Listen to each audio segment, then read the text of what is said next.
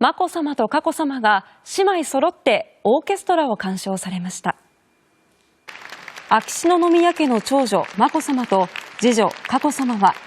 今日午後、千葉県少年少女オーケストラ東京公演を鑑賞するため、東京港区のサントリーホールを訪問されました。観客から大きな拍手で迎えられると、お二人は揃って一礼をして応えられました。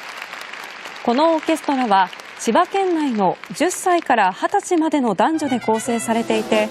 お二人はショスタコーヴィチの交響曲第1番やモーツァルトのピアノ協奏曲第9番など